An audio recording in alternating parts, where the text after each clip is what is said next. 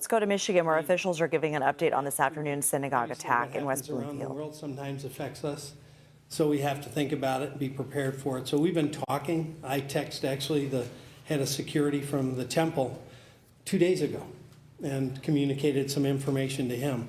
So the first thing the community should know is that we not just today work together, we work together all the time.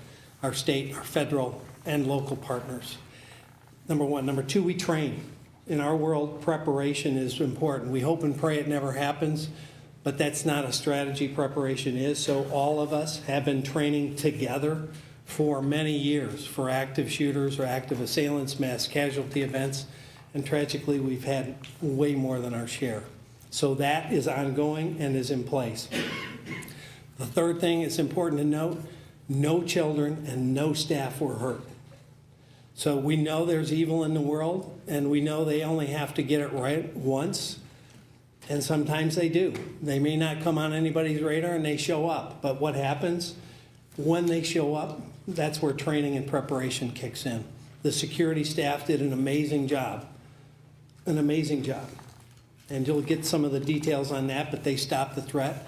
No kids, no staff were hurt. Now, there were some injuries and things that had to be taken care of. One of the head of security was taken to the hospital. He got knocked down by the car when it breached the building. And we've had 30 law enforcement officers taken to the hospital for smoke inhalation.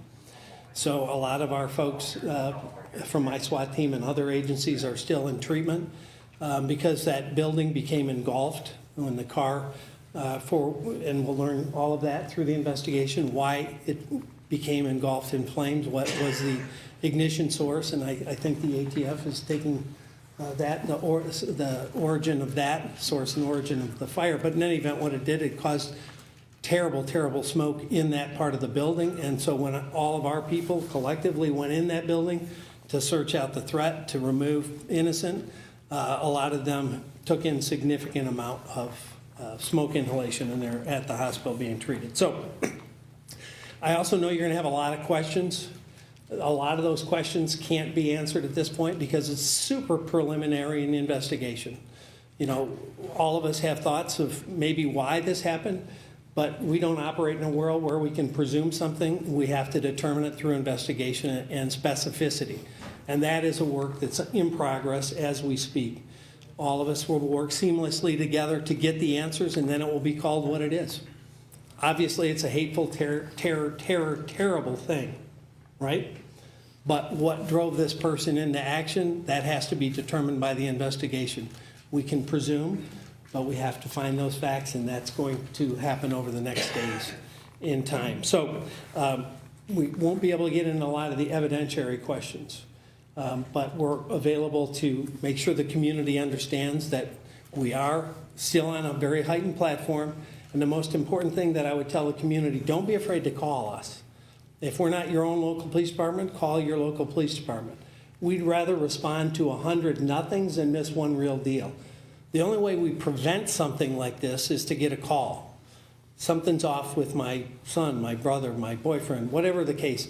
I saw something posted. That's the only way we interdict, because people are more likely to see or hear something before us. So if you see or hear something, you have to communicate that. And then we can intervene and hopefully prevent. But if we can't prevent, then we respond and mitigate.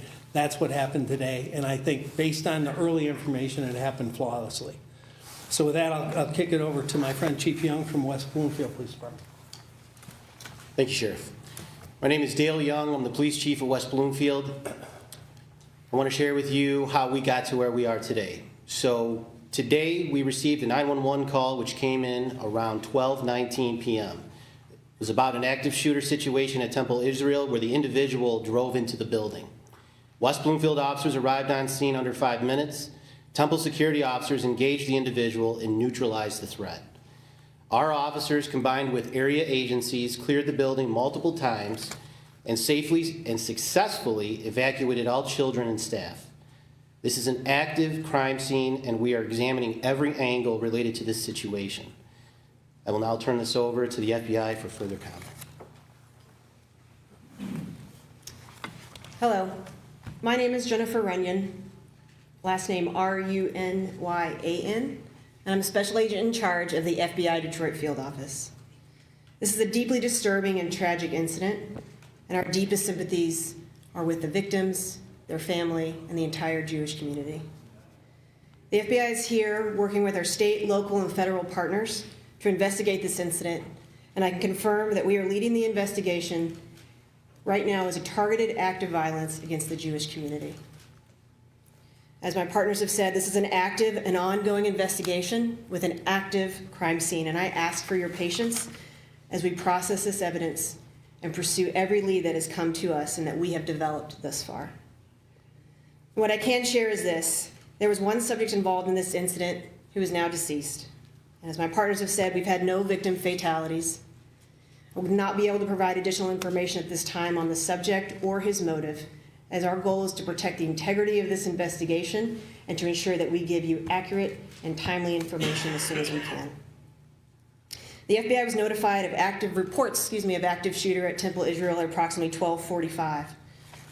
We immediately activated and deployed all of our crisis response resources, which includes our SWAT team, our crisis negotiation team, our evidence response team, our special agent bomb techs, our weapons of mass destruction team, our cellular analysis survey team, and our victim services, as well as more than 100 agents and analysts to ensure that we are actively mitigating and responding to the active threat, but also pursuing diligently and methodically every lead that we have.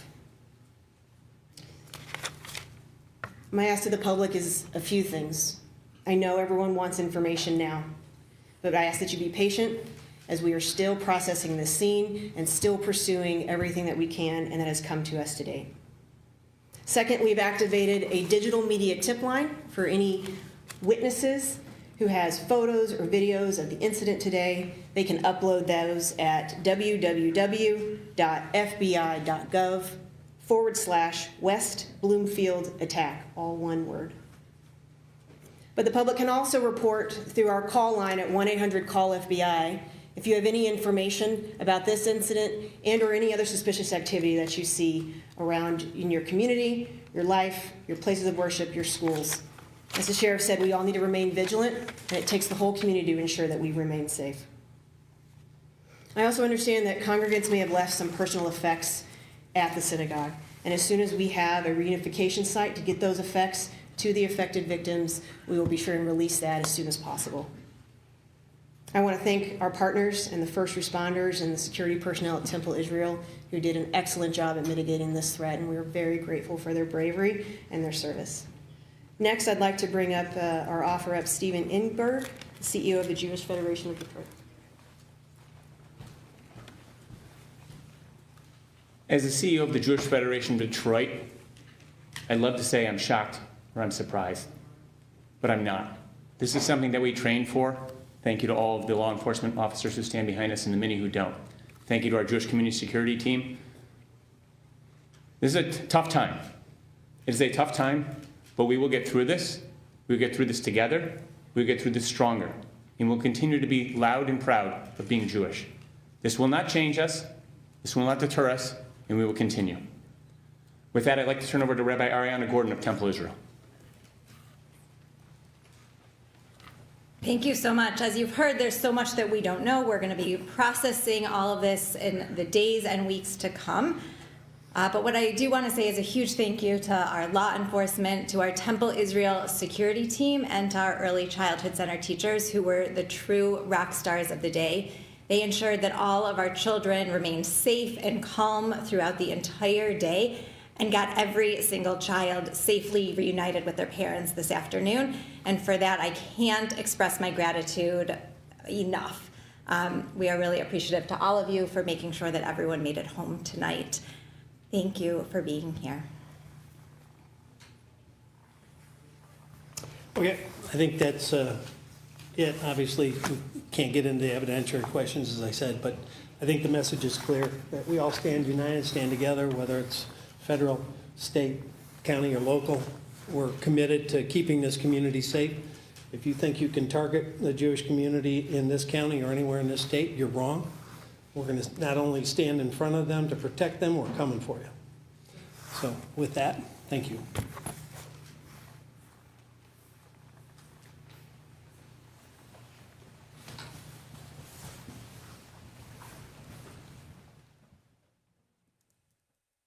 You have been watching officials give an update on the Michigan synagogue attack this afternoon. The FBI is assisting in the investigation as a targeted act of violence against the Jewish community. Officials say a suspect drove a truck into the building, injuring the head of security there. Others were hospitalized for smoke inhalation after the vehicle caught on fire.